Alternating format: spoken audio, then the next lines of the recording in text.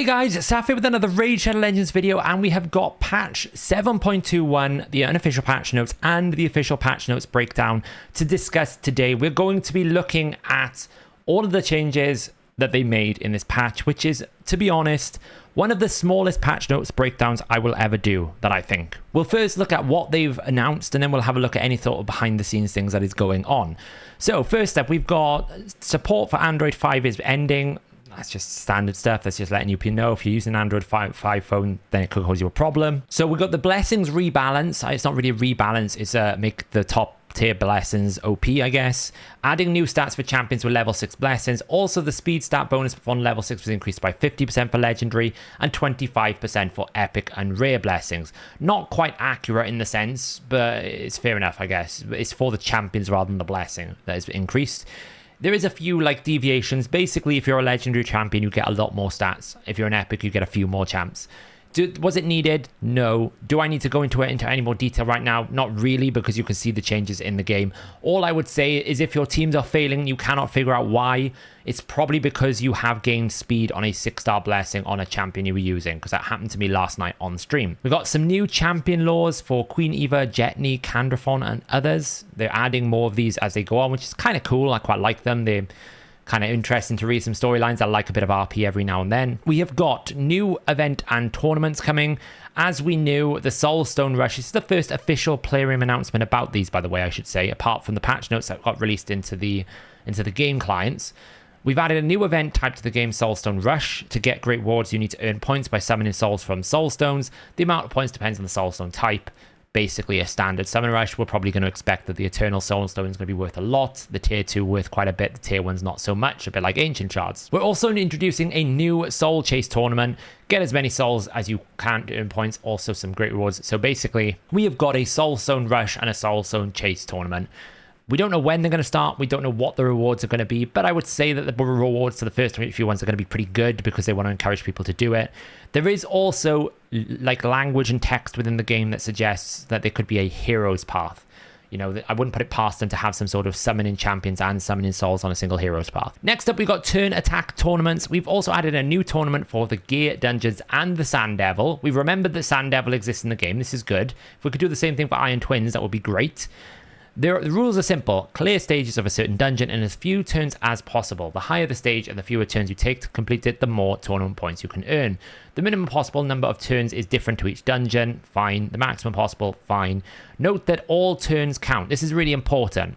Both your champion's turns and your enemy's turns count. In previous iterations of this turn-based tournament structure, thinking back to Doom Tower, people realized if you put counterattack sets and go really slow, you technically don't take a turn and it didn't count in the turn tracker. It's not going to be the same here.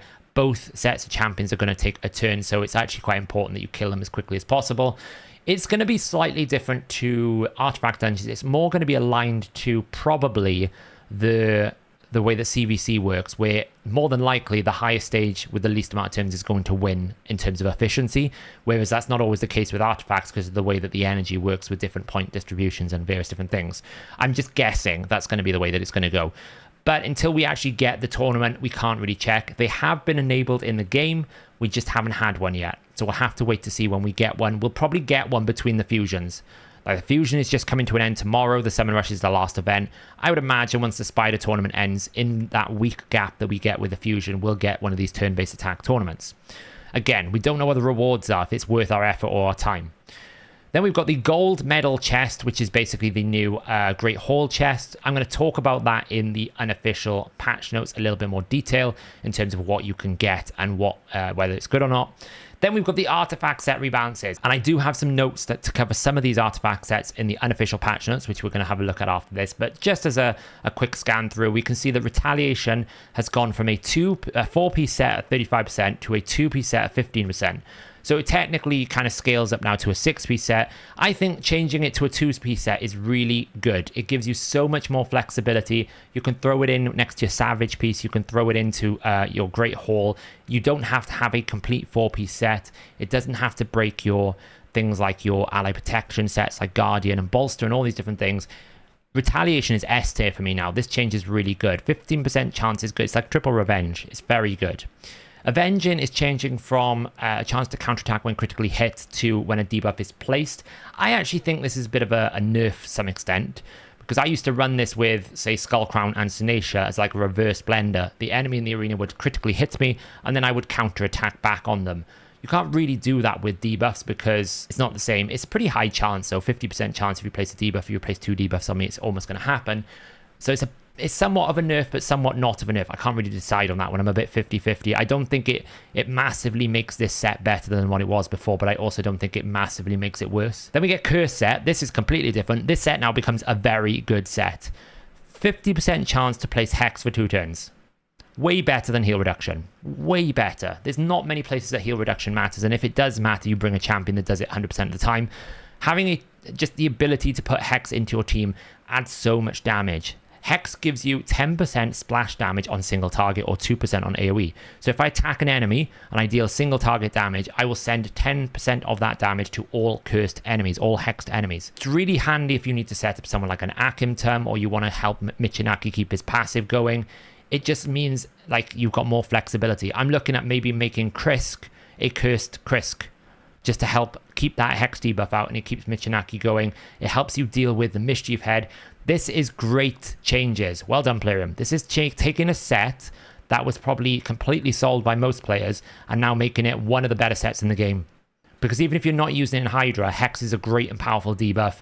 And also if you're using Hex champions, it helps you set them up easier. People like Ruel. So from one good thing to one terrible thing, I don't know why they've done this change. Frenzy now goes from 10% turn meter for every 5% HP lost to 5% turn meter when you get a debuff. This set is now trash. I don't understand this change. Not only did you half the amount of turn meter I gain, so I can't even get the same quantity, the limitations of the way the debuff works means that very rare am I ever going to be able to activate this a lot. In Hydra, basically, we get the Poison Head can do like 20% on every 5-turn cooldown, like 15% on an A1. But you're running block debuffs most of the time. You want to stop like the provokes and the weakens and the other things. So you're running block debuffs. It's never going to be useful in Hydra. And all the other bosses that I can think of don't place that many debuffs.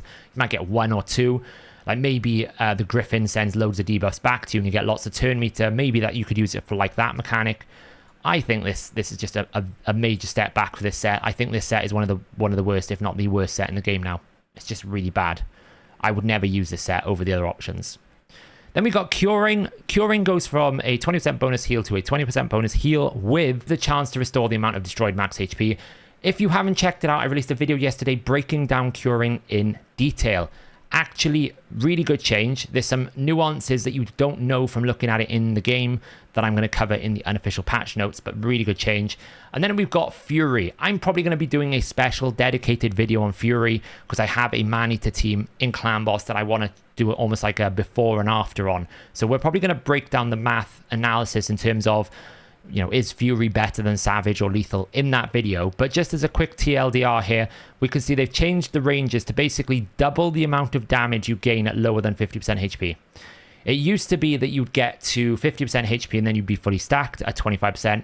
Now it's going to be 10% for the first 25% of the HP you lose, 25% for the second part of that 25%, and once you're below 50% or more HP, you gain 50% just raw damage. It's very good. Very good. Do I think it's like universally great? No. But it certainly makes Fury a more desirable set. And then finally we got Affinity Breaker. They are changing it from 20% to 50%. So we'll have a look at the math in the unofficial patch notes.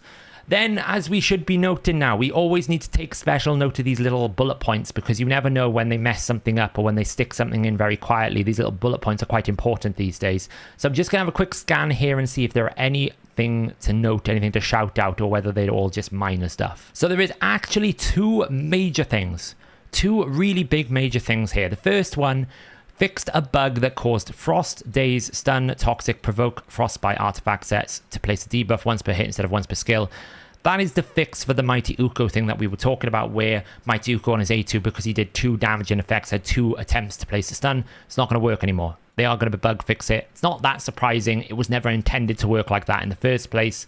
We did discover it in this channel based on feedback from our community. Some people were talking about it and we looked into it, we tested it and we realized it. And obviously we've raised awareness and they've bug fixed it.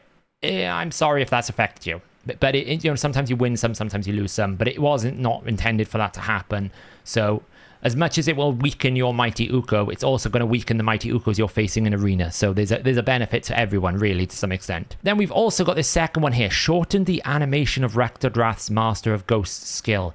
Rektodrath used to be known for the pumping the arms up, and basically it takes an extra 10 seconds for her to do anything because of her animations. They've got rid of that completely. That is a big change for Rektodrath in terms of speed teams, in terms of like Hydra. You should be able to save yourself minutes of time with this if it's in a long fight. So it's a really good few changes. Now let's head over to the unofficial side of the patch notes, where basically we look at the game client to see if there's anything that kind of we need more context on or that isn't explained properly. So as I always say with this section, it is unofficial patch notes in the sense that I have looked at the game client, not the game servers, just the client software. It kind of shows what's in the client, the static information of each individual champion. We have a look to see if there is any information, we get the multipliers out, and if there's anything in there that players kind of need to be aware of or that needs more context. You know, things like every single boss in this game tends to have poison resistance, but you don't know about it until you actually play the game and realize poison isn't doing enough damage. It doesn't tell you anywhere. So those are the things we cover here. But these are not official player in patch notes. So the first thing I want to cover is some general notes. Nogdar's passive text, the description, has been updated. The skill itself remains the same, but the way that the skill is described has been updated. It mentions something about the way that it needs to work in order for it to work. We've obviously got the artifact set adjustments that we just talked about is now limited to 1 per skill, not attack. And they've also made a change to Little Miss Annie's A2 ability.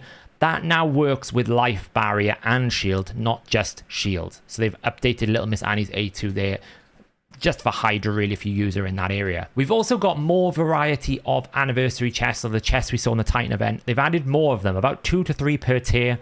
Doesn't seem to be any new rewards in there other than just more of the same in different combinations and different offerings. So it just means that they're still supporting this concept of those chests, which I'm okay with as long as you replace bad rewards with the chance to get a good reward, but I might still get the bad reward. If you replace good rewards with the chance to get bad rewards, then I'm not happy about it. If you replace bad rewards or like subpar rewards with a chest that 9 times out of 10 I'll get similar rewards, but I might get lucky and get something good, then that's okay. But I would say on the top chest, can we stop having silver in it? Seriously. Getting all the way to a platinum chest and then pulling 150,000 silver is a joke. Finally, we've got the new Great Hall chests. These are available in the Great Hall. If you complete the Great Hall, you have to have completed the Great Hall, then you get the chest. You can exchange your gold medals for a nice bonus chest. You get 10 rewards guaranteed, and they cost you 1,000 medals. So it's on a 2-day cooldown as well, so you can eventually kind of catch up, but you should eventually consume your Great Hall medals, which is what you want to do.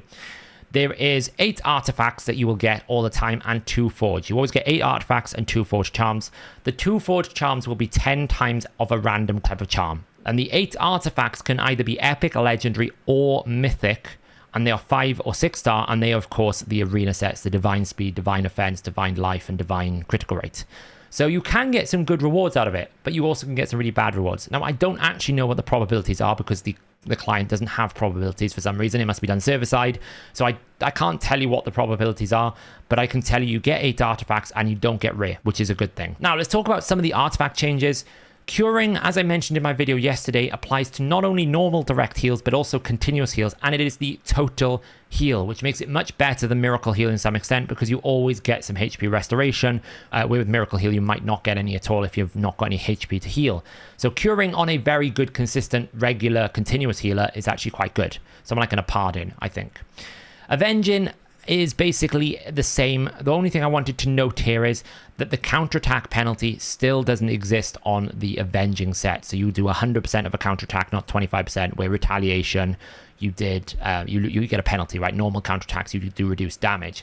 With Avenging, you don't. Finally, let's talk about Affinity Breaker here. So the way you work out the efficiency of Affinity Breakers, you first work out how much chance you have got to do a weak hit chance. So it's 35%. Then we take that 35% and then we multiply it with the chance to not weak hit, which is 20% on version 1.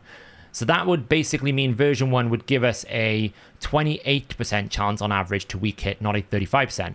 With V2 now we just halve it. So now it's actually a 17.5% chance. So it's a pretty big change, but I still don't think it's a very valuable set. I did test it a little bit with Ninja in Sand Devil, where he only needs to weigh 2, and it didn't really have that much of a substantial change. I don't really think it's that good still. I feel like you need to do more aggressive stuff, like all of your hits cannot weak hit, but now you can't crit, or something like that, maybe. I don't know, but that's probably too strong. But basically, it's still a bit of a rubbish set, unfortunately. And now, finally, I just want to do some math assessments on Retaliation here. It's now a 2-piece 15% chance set. As we know, 4% is mathematically worse by 5%, but you can reach 6 pieces, which is 10% better than what it was on a 4-piece. So technically, if you fully invest in it, it's better. If you don't, then it's going to be worse. Fair. Retaliation, though, is additive with itself. So if you have 3 times 2 sets of Retaliation, it's 15 plus 15 plus 15. If you have 2 pieces, it's 30% because it's 15 plus 15. But it will not add with other sets. Other sets will be independent. So if you have Retaliation with Avenging, with Revenge, not Reaction, I've got the wrong name in here, always mix those two up, then they don't actually add all together to a single chance. They are separate rolls. So it'll roll one, and if that doesn't work, it'll roll the next. If that doesn't work, it'll roll the next. Once one of them rolls, all of them get disabled until you get attacked again. So it basically kind of works out if you've got like 3 Revenge and 6 Retaliation, that gives you basically around about a 53.25% chance to counterattack, because essentially it's 0.55, which is the odds of you not counterattacking, by 0.85, which is the odds of you not counterattacking on the other one, and you work it out, and you basically work out in the reverse that you've got about a 53.25% chance you're going to counterattack. It actually makes Retaliation really good, because you can get a pretty good consistent amount of counterattack going. Probably when you pair it with the masteries and everything else, you can almost guarantee you're going to counterattack every single time.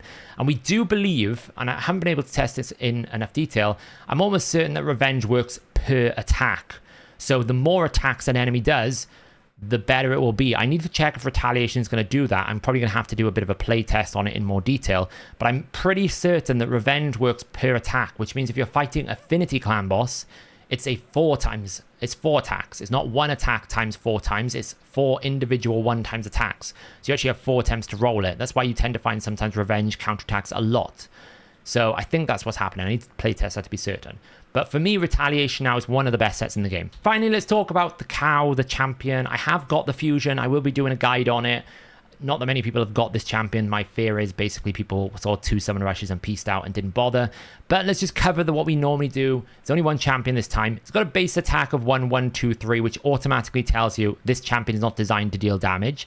Although the champion is pretty okay damage for a support champion. We get a 2.4 times attack times 2 on the A1, which is strong, and a 4.1 times attack, which is average. So pretty okay, right? It's a support champion with a bit of damage. Not bad. I'll probably be doing some guides on it to try and see if we can make it better than what everyone seems to think. It's getting slaughtered in the in-game reviews, so I feel like it's more of an emotional response. Now, when I was recording the end of my patch notes video, they released a brand new champion, Tatsu. It's basically her Tatsu without the hoe. That's kind of like where I'm going with this thing. She is an attack-based champion, came out of Call of the Arbiter episode 6 with Jizo. If you have not seen that episode, go check it out. It's quite a good one, I think. We get to see a bit of a scary boss for the first time. We basically got an attack-based champion here who's designed, according to Playroom, to be a arena damage dealer or debuffer. Now, I have some concerns about a force-based attack champion being able to deal damage in the arena. The only reason why Candrathon gets so much success is because he gets 40% damage bonus on his passive, and he can hit twice on the A1 and has the hardest hitting A1 in the game, pretty much.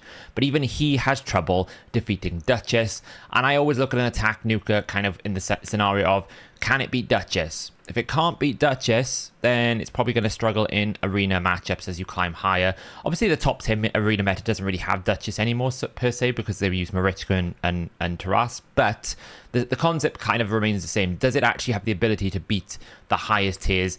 And the skills don't really have any ignore defense. That being said, the passive is quite influential to her success. Now, we've basically assessed the damage here on whether or not there is 20 buffs on the enemy team. So that could be 5 enemies with 4 buffs each, or in an arena setting, 4 enemies with 5 buffs each. Now, you might be saying, you know, Sap, that's a lot of buffs. Well, if you think about it, it's not that many these days, because you're normally going to be fighting up against like a Siphi Marichka or a Siphi Duchess or a Siphi with a Pythian or a Siphi with a Necra, and there's probably a bolster shield out. So when you start looking at it, Siphi will do 3 buffs, increased defense, increased speed, block, debuffs. You'll also have a bolster. That's already 4 buffs on everyone else. If you bring in a Marichka, that's a strengthen. That's 5 buffs. It's quite easy to get up to those numbers these days, especially when you start thinking about Stone Skin, when you start thinking about all these other different effects. So very easy to get to around about 20 buffs, in my opinion, in sort of where they want to position this champion, which is a solution to the arena meta. So we've assessed the damage here as if Tatsu has a bonus 60% crit damage. Now the passive is not multiplicative, it is additive. So you won't be able to multiply your crit damage with the 3%, you just get bonus crit damage, which is still pretty good, although it's not as good as multiplicative. Multiplicative is always good because it means the more crit damage you can put into your build, the better it becomes. Think Artak. The more crit damage you put, the more his passive gets you more damage, just because it scales higher. In terms of multipliers here, we've got a 1.8 times attack times 2 on the A1. The A1 obviously can transfer debuffs back. 3.9 times attack on the A2, which also places the decreased resistance and sleep, which are not the best debuffs in my opinion. And then A3, we've got a 2.9 times attack times 2. This is the one that can basically fully cleanse her and then fully steal the buffs. Now, the main problem I have with her as an arena solution is every single one of her abilities will proc polymorph in some fashion. The A1 will transfer debuffs, that can proc polymorph. The A2 can place debuffs, that can proc polymorph, and it also has 2 chances because it's 2 different debuffs, so you're basically doubling up the likelihood. The A3 can steal buffs, that will proc polymorph, so you can't really avoid polymorph with this champion, and once you get polymorphed, you've got a bot. The second thing I don't like is the A2 is a sleep, not a stun, which really mitigates her ability to use anything in PvE, because spiderlings are going to wake up if you burn them. If you tickle any other enemies, they're going to wake up.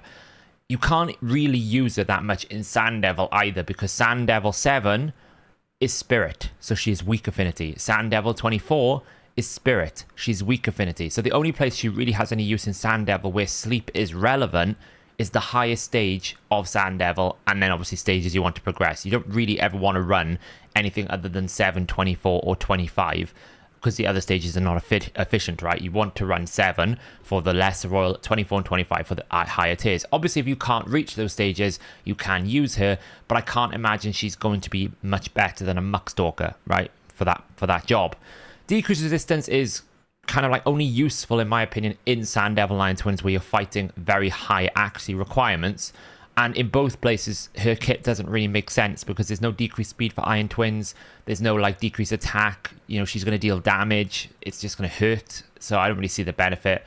And you don't really want damage in like Ice Golem because you're going to proc the passive. So she doesn't hit enough in Fire Knight. She doesn't do any turn meter. She doesn't have any freeze for hard mode. So she doesn't really make sense in Fire Knight. She probably has some usages in hard where she can transfer the poisons back on the A1. But then you can also just cleanse the poisons on the A3. So it's kind of like one skill kind of devalues the other skill. So yeah, I don't really know whether she is a good champion, to be honest. I certainly won't be going for the champion training tournament.